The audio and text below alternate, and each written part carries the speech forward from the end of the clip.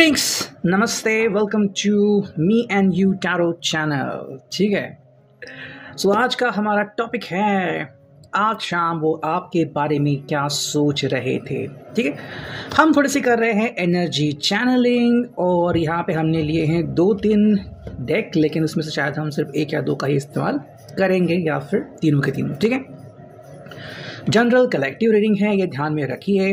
And जो भी situation आपके सामने प्रस्तुत होती है, जो भी एनर्जी आपके सामने आती है, उसमें से जो भी एनर्जी आपको लगता है कि भाई आपसे कनेक्ट करती है, आप उसे ले सकते हैं। ठीक है, सब्सक्राइब करें चैनल को फॉर मोर मेजरली अपडेट्स। करते हैं थोड़ी सी रेकी हीलिंग।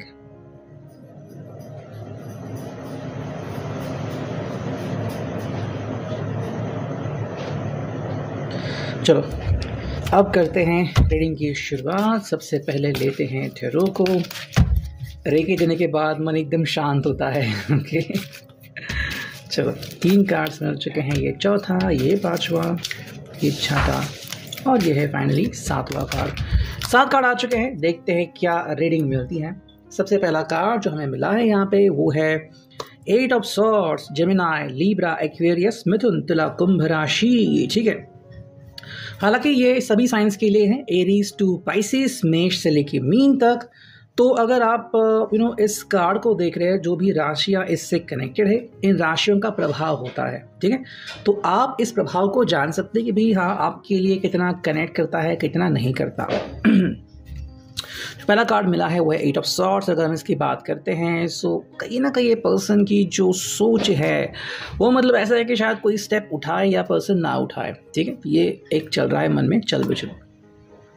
शायद ये पर्सन के दिल और दिमाग में यही चल रहा है कि मैं पहले कम्युनिकेट करूं या फिर मैं रुकूं।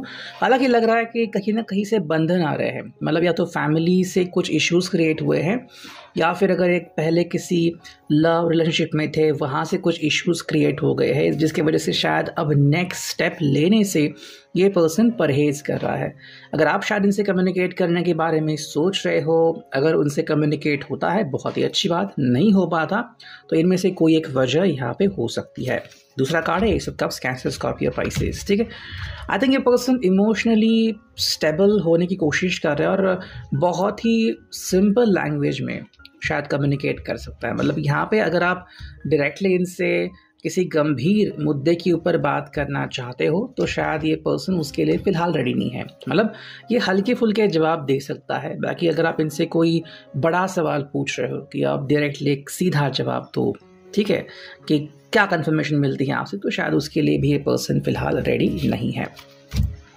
अब बात आती है द सन की। तो अगर हम बात करते हैं द सन, जो कि होता है आत्मा का कनेक्शन डायरेक्टली, मेरे हिसाब से ये पर्सन खुद को थोड़ा सा जानने की कोशिश कर रहा है। ठीक है, कि एग्जैक्टली उसे क्या चाहिए। मतलब मे बी जैसे कुछ लोग होते हैं जिनका ध्यान जो होता है वो शेयर मार्केट के ऊपर रहता है, या फिर अपने ऑफिस के ऊपर बहुत रहता है, या फिर अपने फ्रेंड्स के साथ, मतलब चाहे वो घर पे आए या फिर बाहर आपके साथ हो, वो हमेशा बात करते ही रहेंगे, ये फ्रेंड के साथ ये हुआ, वो हुआ।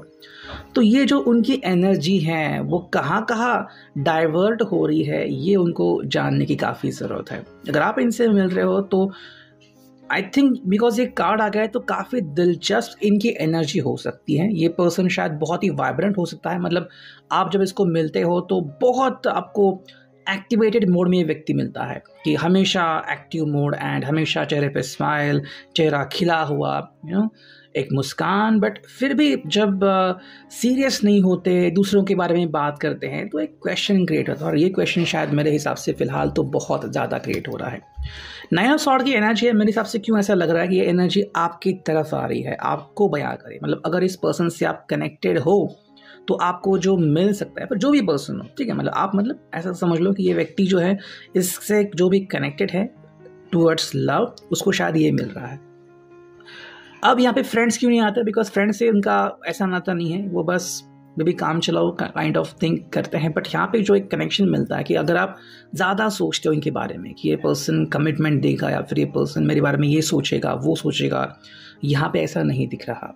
ठीक है, तो कहीं ना कहीं कुछ चीज़ें बिगड़ती हुई दिख रही है। बिगड़ती मतलब ऐसा है कि शायद इस पर्सन का रवैया ही ऐसा है, चाहे आप मैरिड हो या फिर सिंगल हो, ये पर्सन अगर लगातार आपको हर्ट करता है, आपको पता है कि ये पर्सन अगर ऐसा करता है, ठीक है। तो जिसको भी ये रीडिंग रेजोनेट हो आप उतना ले लीजिए, अगर नहीं होता तो छोड़ दीजिए इस रीडिंग को, ठीक है। मुझे जो एनर्जी मिलती है मैं उसी के साथ आपको बातें करता हूँ।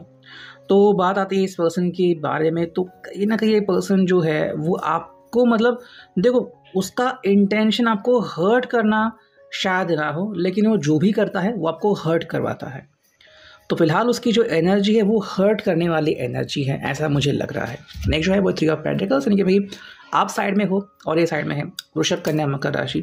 आई थिंक ये पर्सन आपको सेकेंडरी इंपॉर्टेंस दे रहा है फिलहाल। जो उसका पहला प्रेफरेंस है या तो वो ऑफिस हो सकता है या फिर उसके साथ काम करने वाले लोग जिनको वो सपोर्ट कर रहा है, फिर जिनके बारे में ज़्यादा सोच रहा है। तो आप फिलहाल यहाँ पे इसके एंगल में साइड एक्टर की तरफ से काम करते हो, ठीक है। वो चीज़ यहाँ पे आती है। तो अगर क्यों नहीं कम्युनिकेट करते, क्या रीज़न है, वो बात आती है।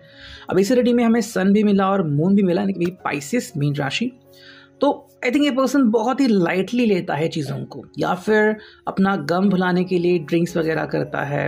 एंड मोस्टली ये जो है वो मतलब अलग ही जोन में जीता है। मान लो कि आप बहुत सीरियस हो तो ये बिल्कुल उसके उल्टा आपको दिख जाएंगे।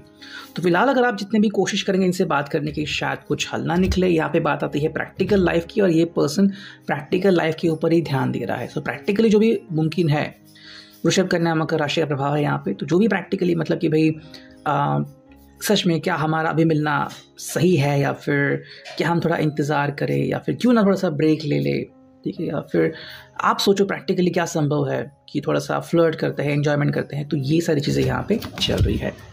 दूसरा अगर हम देखें यहाँ पे दूसरी ओरेकल के थ्रू, तो देखते हैं रीडिंग हमें क्या मिलती है, ठीक है। पहला कार्ड मिल गया जो कि है crossing bridges. It's time for healing, connecting, mending and releasing. इस पर्सन के लिए जो फिलहाल इंपॉर्टेंट है वो है क्रॉस करना ब्रिज को। मतलब टाइम क्या है, हीलिंग का टाइम है। ये पर्सन को हील करना सबसे ज़रूरी है। ये पर्सन हील नहीं हो रहा है और अपनी जो रवैया है वो बदल नहीं रहा है। तो रवैया बदलने के लिए यूनिवर्स इसको पॉइंट आउट कर रही है। दूसरा जो कार्ड है desert passage, trust there is a divine plan. मतलब ये पर्सन जो है वो शायद ऐसे ही बिहेव कर सकता है या फिर करने वाला है, लेकिन अगर आप इसके साथ मुसाफिर बनते हो तो यूनिवर्स के ऊपर ही आपको बिलीव करना होगा। मतलब जब कोई नया प्लान आएगा या फिर इनके भीतर ही कुछ चेंजेस होंगे तो ही आप इनमें कुछ बदलाव देख पाएंगे, वरना तो ये ऐसे ही शायद आगे बढ़ते हुए आपको दिखेंगे, ठीक है। चलो 2 कार्ड आ गए हैं जिसमें से ये हैं wise leader, you are a beacon for others. तो अगर आप इनके साथ जी रहे हो तो आपको ये समझना होगा कि ये पर्सन कुछ ऐसा ही बिहेव कर रहा है एंड मोस्टली ये बाकी लोगों को सपोर्ट करता है, लेकिन जब बात आती है आपकी तो इसका रवैया कैसा रहेगा, answering the call, the time is now. तो आई थिंक इनके लिए फ़िलहाल का जो समय है वो काफ़ी गहन विषय बनता जा रहा है कि इसको शायद काफ़ी चीज़ों की तरफ ध्यान देने की ज़रूरत है। The time is now. तो मे बी अगर आप ऐसी सिचुएशन में आ गए हो जहाँ पे आपको इनसे जवाब चाहिए ही चाहिए, तो इस पर्सन को शायद जवाब देना ही पड़ेगा। लेकिन ये शायद इसलिए जवाब दे रहे हैं बिकॉज आप इनको फोर्स कर रहे हैं, वरना शायद ये जवाब देते ही नहीं। एंड जो फाइनल है grounding, go deep, explore your roots. तो शायद अगर ऐसा हो जाए, अगर आपकी तरफ से प्रेशर बढ़ जाए तो शायद ये आपसे दूर जाने की संभावना हम डिलीट नहीं कर सकते, वो दिख रही है यहाँ पे।